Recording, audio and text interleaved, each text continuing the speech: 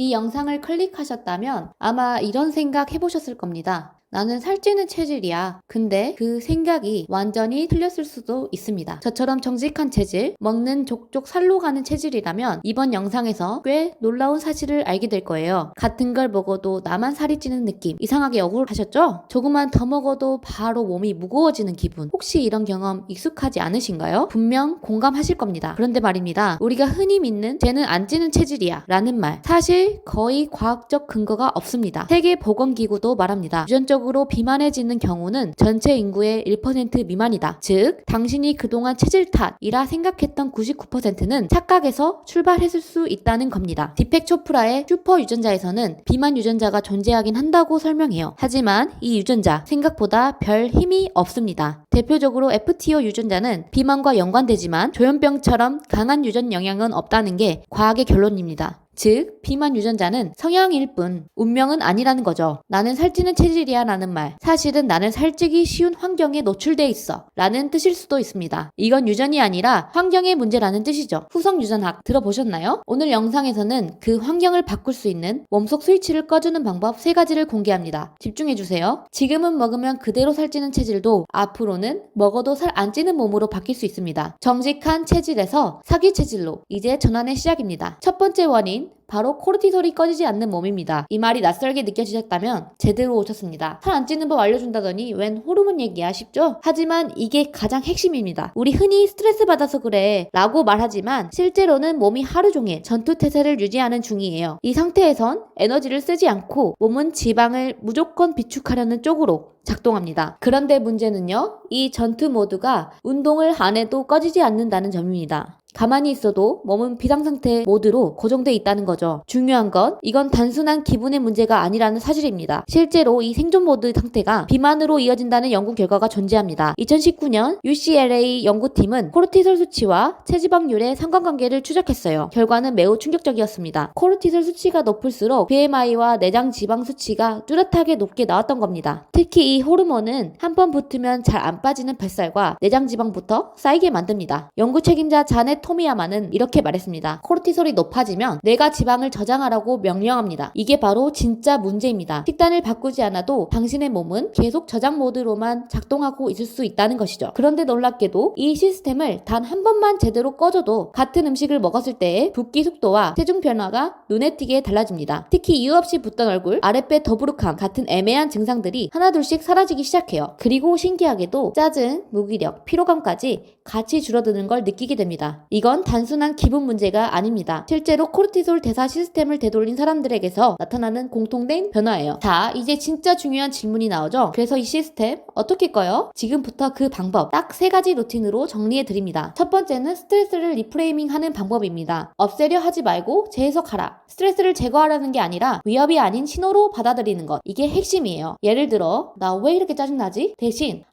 내 몸이 반응하고 있구나 라고 받아들이는 거죠. 단순하지만 단 한 번의 인식 전환만으로도 코르티솔 수치가 낮아졌다는 연구 결과가 있습니다. 두 번째 루틴은 코르티솔 시스템을 수동으로 꺼주는 운동 루틴입니다. 그 중에서도 특히 하체 운동이 가장 효과적이에요. 왜냐고요? 우리 몸의 가장 큰 근육들이 전부 엉덩이와 허벅지에 몰려있기 때문이죠. 스트레스를 많이 받았다면 딱 5분에서 10분만 하체를 움직여보세요. 그 짧은 자극만으로도 코르티솔 수치가 뚝 떨어졌다는 연구 결과도 있습니다. 진짜요? 운동하면 더 피곤해지는 거 아닌가요? 오히려 반대예요. 운동은 코르티솔을 연료처럼 소모시켜주고 오히려 피로를 줄여주는 구조입니다. 이때부터 몸의 모드는 완전히 전환됩니다. 지방을 저장하던 몸이 이제는 지방을 태우는 쪽으로 작동하기 시작해요. 여기서 중요한 건 운동 시간이 아니라 자극이 들어갔냐는 겁니다. 5분이든 10분이든 엉덩이, 옆 엉덩이, 허벅지 뒤가 깨어나는 순간 몸 전체의 연소 시스템이 반응하기 시작합니다. 결국 지방을 저장하던 코르티솔 공장은 꺼지고 칼로리를 활활 태우는 연소 시스템이 켜지는 거죠. 세 번째 루틴은 잠입니다. 정확히 말하면 몸이 진짜 회복하는 깊은 수면이에요. 코르티솔은 아침에 가장 높고 밤이 되면 자연스럽게 떨어지도록 설계된 호르몬입니다. 그런데 밤에도 긴장이 안 풀면 몸은 잠을 자도 계속 비상상태 모드로 작동합니다. 문제는 지방 분해와 호르몬 회복이 자는 동안에도 일어난다는 거예요. 이 리듬이 무너지면 몸은 지방 저장 체질로 굳어버릴 수도 있습니다. 진짜요? 잠만 잘 자도 살이 덜 찐다고요? 네, 진짜입니다. 좋은 수면 한 번이 코르티솔 수치를 낮추고 기초대사량 공장을 다시 키는 스위치가 될 수 있어요. 실제로 같은 음식을 먹었는데도 수면이 부족한 그룹이 더 많은 지방을 축적했다는 연구도 있습니다. 결국 핵심은 무엇을 먹느냐보다 그것을 처리할 수 있는 몸의 구조에 있다는 거예요. 그리고 그 몸의 구조를 바꾸는 핵심은 바로 하체 근육과 기초대사량입니다. 당신의 몸이 회복되고 잠들어 있던 근육들이 깨어나기 시작하면 정직하게 살찌는 체질에서 먹어도 저장하지 않는 사기 체질로 전환될 수 있어요. 그런데 말입니다. 기초대사량은 도대체 어디서부터 시작될까요? 많은 사람들이 심장, 간, 폐를 떠올리지만 정답은